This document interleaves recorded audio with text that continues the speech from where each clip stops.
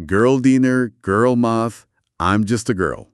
Si uno pasa, no sé, más de 5 minutos en Internet, es imposible escapar de estas frases. Imposible. Están por todos lados. Se han vuelto como la banda sonora de miles de videos, de memes, que intentan definir con humor una experiencia supuestamente universal de ser chica. Y esto nos lanza de cabeza a la gran pregunta que plantea el material que tenemos hoy. A ver, ¿son estas tendencias una forma inofensiva, divertida, de conectar? ¿De crear comunidad? Claro, de crear una comunidad en torno a experiencias compartidas. O sin querer, estamos como desempolvando y reforzando estereotipos viejísimos que nos infantilizan. Es que esa es la tensión central, ¿no? Hoy vamos a desmenuzar de dónde sale todo esto. Y sobre todo, ¿qué significa realmente? Porque lo que parece un chiste inofensivo en redes, como veremos, tiene un trasfondo mucho más denso, mucho más complejo de lo que uno cree. Totalmente. Para entender el presente, vamos a tener que viajar un poquito al pasado para ver cómo estas ideas sobre lo femenino se han ido cocinando a fuego lento durante siglos. Completamente. Y para guiarnos en esta exploración, nos vamos a basar en el análisis de un videoensayo del canal de YouTube Online Mami. Que es buenísimo. Hace un trabajo increíble al desempacar este fenómeno que llama la girlificación de la cultura.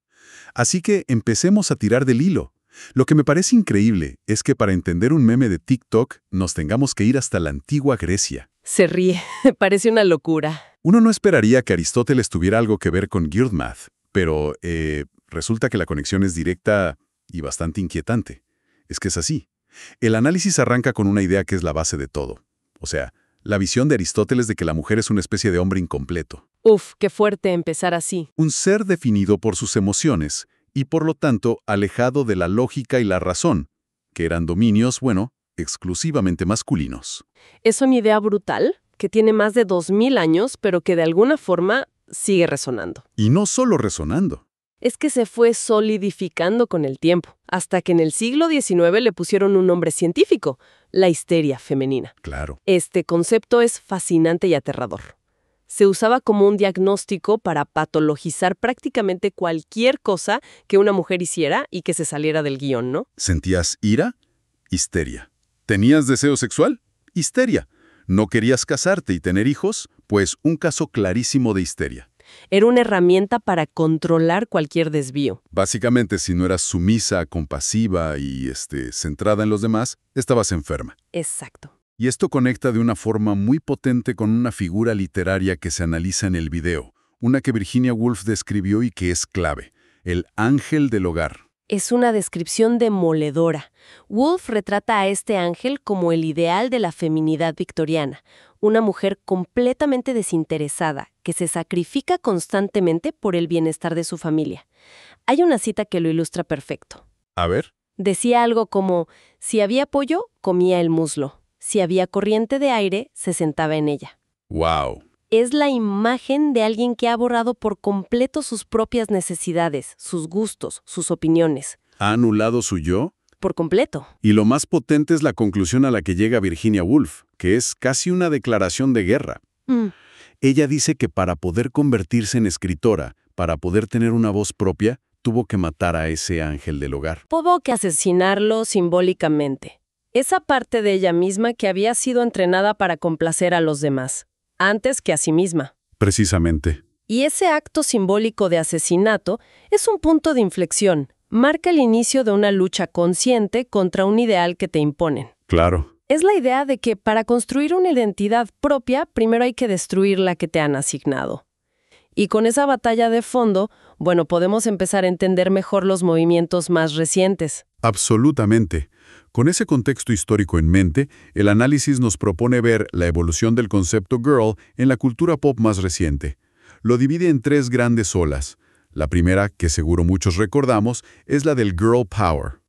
Los 80, 90, principios de los 2000. Claro. Totalmente. Una ola muy ligada a lo estético, a la música. Piensan las Spice Girls, las Cheetah Girls, Britney Spears, Christina Aguilera. El discurso era reapropiarse de gustos considerados de chicas, ¿no? Justo.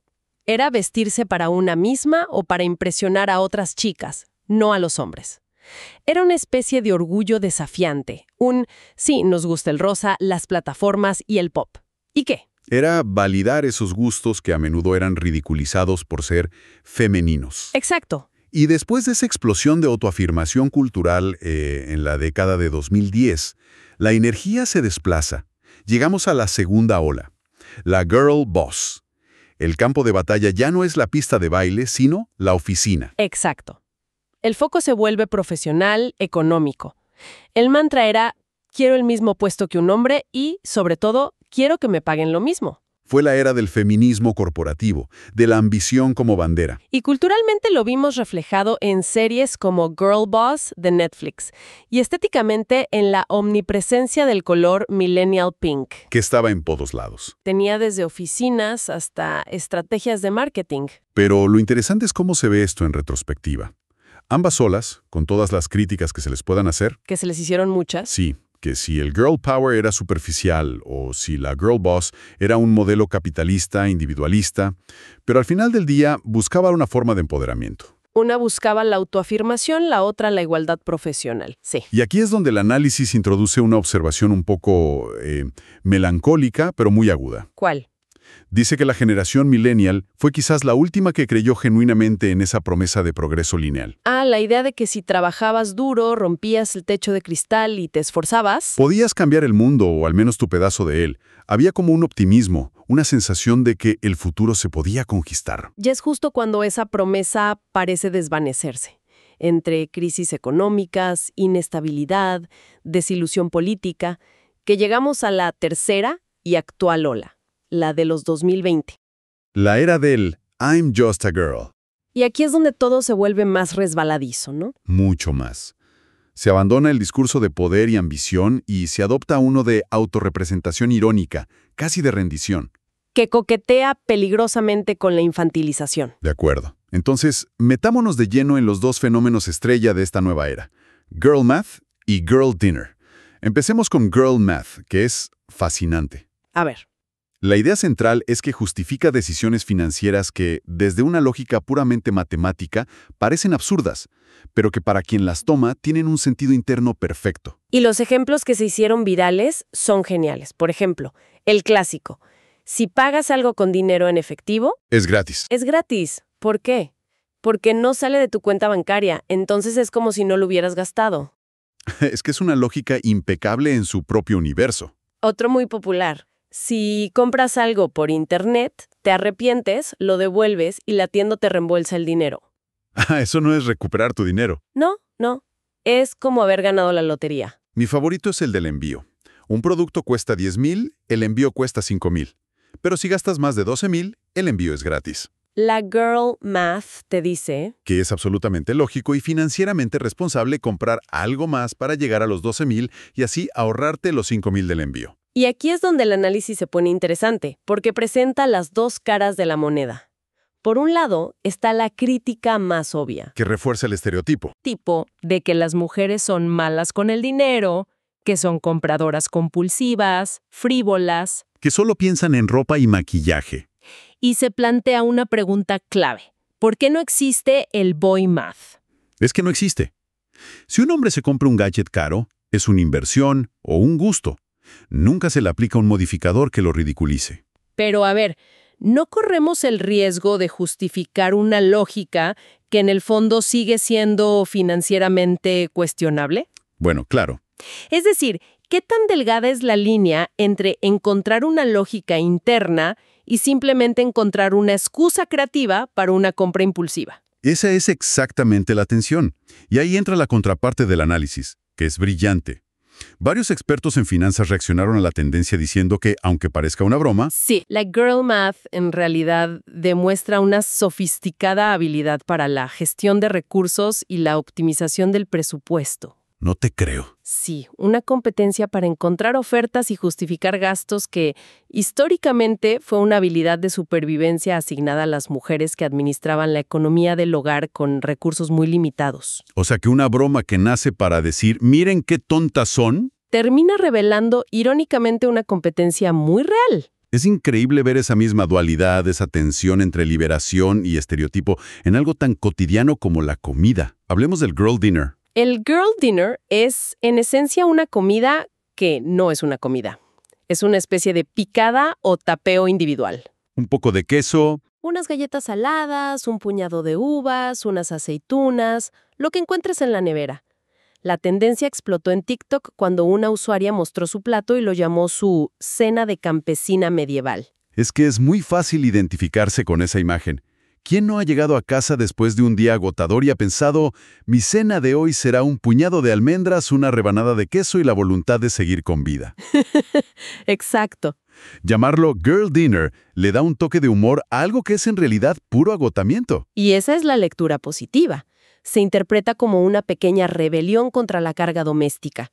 Es liberarse de la obligación de tener que cocinar una cena de verdad, ¿no? Una cena elaborada y balanceada. Para una misma o para otros. El foco ya no está en el acto de cocinar, sino simplemente en el acto de comer para subsistir. Es pragmatismo puro. Sin embargo, hay una lectura más crítica que también se expone y que genera bastante más incomodidad. Se argumenta que esta tendencia puede ser muy infantilizadora. Refuerza la idea de que las mujeres comen poquito, como pajaritos. Porque tienen estómagos pequeños. Exacto. Y se pregunta si esta estilización de una comida escasa, presentándola como algo cute o aesthetic, aunque no sea directamente un trastorno de la conducta alimentaria, sí puede fomentar una relación un poco extraña con la comida. Se corre el riesgo de normalizar y hasta romantizar la restricción alimentaria. Vistiéndola como una tendencia cool de Internet. Exactamente. Ok, hemos descrito el qué. Ahora vayamos a la pregunta del millón. El por qué. ¿Por qué está explotando esta tendencia justo ahora? Buena pregunta. Para explicarlo, se introduce una teoría potentísima de la crítica feminista Anita Sarkeesian sobre un tropo en la cultura pop que ella bautizó como The Miss Male Character. La teoría es de una simpleza genial. El ejemplo original viene de los videojuegos. El personaje por defecto, el estándar, el original, es masculino. Pac-Man. El personaje femenino, por lo tanto, no es una creación desde cero, sino una simple variación del masculino. ¿Cómo creamos a MS Pac-Man? Le ponemos un moño y pestañas. Le ponemos un moño, pestañas y pintalabios a Pac-Man. Y listo, lo masculino es la norma, lo femenino es la excepción con accesorios. Y la conexión con lo que estamos hablando es inmediata y brutal. No es que existan el boy math y el girl math como dos conceptos paralelos. No. Existe la matemática, que es el estándar, la norma, y luego existe la matemática de chicas, que es la variación. La versión divertida o tonta. No hay boy dinner y girl dinner. Hay cena y la cena de las chicas. Lo fundamental aquí es que ese modificador, la palabra girl, automáticamente tiña el sustantivo de trivialidad. Lo convierte en algo menos serio, menos importante. Intereses de chicas, cosas de chicas. Siempre se presentan como una subcategoría, una nota al pie de página de la cultura general, a pesar de que las mujeres somos, literalmente, la mitad de la población mundial. Además de esta teoría central, se mencionan otras dos posibles causas que están alimentando este fenómeno. A ver. Una tiene que ver con la propia naturaleza de Internet, una búsqueda constante de identidad y pertenencia. Claro, las redes sociales nos permiten crear nichos, microcomunidades, donde la gente, sobre todo los más jóvenes, pueden sentirse validados. Y a veces esa conexión se forja en torno a las cosas más pequeñas. Las más mundanas. ¿A ti también te pasa que tu cerebro justifica las compras de esta manera? Pertenecemos al mismo grupo. ¿Tú también cenas queso y galletas cuando estás agotada? Somos parte de la misma comunidad. Es una forma rápida y de bajo esfuerzo para encontrar a tu tribu en un mundo digital que es enorme y a menudo solitario. Y la otra causa es quizás la más profunda, la romantización de la crisis. Uf, esa es clave. La idea es que, en tiempos de incertidumbre económica, precariedad laboral, ansiedad generalizada, hay un impulso muy humano de encontrar belleza o humor en las dificultades para hacerlas más soportables. Totalmente. Una comida improvisada que nace del cansancio y la falta de dinero se reempaqueta estéticamente como girl dinner. Una compra impulsiva para sentir un chute de dopamina en medio del estrés se justifica con el chiste del girl math. Es un mecanismo de defensa. Es una forma de darle un barniz de control, de encanto e ironía a situaciones que en el fondo pueden estar provocadas por la precariedad o la angustia. Entonces, ¿con qué nos quedamos después de todo este análisis? La conclusión que se plantea es, y creo que esto es lo más honesto, bastante ambigua. Sí, no hay una respuesta fácil. No se llega a un veredicto de esto está bien o esto está mal. Se reconoce que estas tendencias tienen una capa de sarcasmo que pueden ser genuinamente divertidas. Y que funcionan como una forma de conectar sin la presión de estar siempre en pie de lucha por una gran causa feminista. Exacto. Se valora esa ligereza.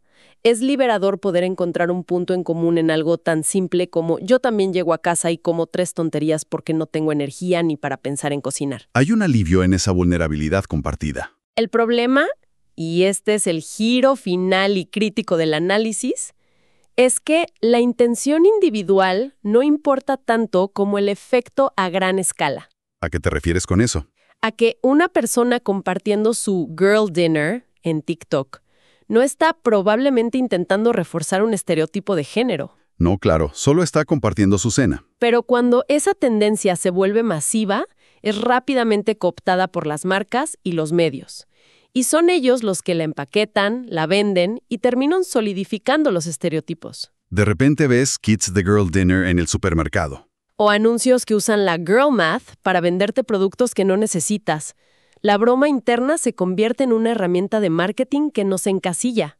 Y hay un último punto, que es casi semántico, pero increíblemente revelador. El uso constante de la palabra girl, niña, en lugar de woman, mujer. Nunca oímos hablar de woman math o woman dinner. Jamás. El uso de un término asociado a la infancia es en sí mismo infantilizador. Le resta seriedad, poder y agencia a las mujeres adultas que participan en estas tendencias. Las mantiene en un estado de perpetua juventud e inmadurez. Al final, el análisis nos deja en una encrucijada fascinante. Usamos el humor y la autoironía como un escudo para sobrellevar las presiones de la vida moderna. Pero ese mismo escudo es el que las grandes marcas pulen y nos venden de vuelta como un estereotipo. La verdadera pregunta entonces no es si estos memes son buenos o malos, sino en qué momento nuestra propia broma deja de pertenecernos. Es una reflexión muy potente para cerrar. Nos obliga a pensar en las herramientas que usamos para conectar y a preguntarnos si, sin darnos cuenta, estamos reconstruyendo las mismas jaulas de las que generaciones anteriores lucharon tanto por escapar.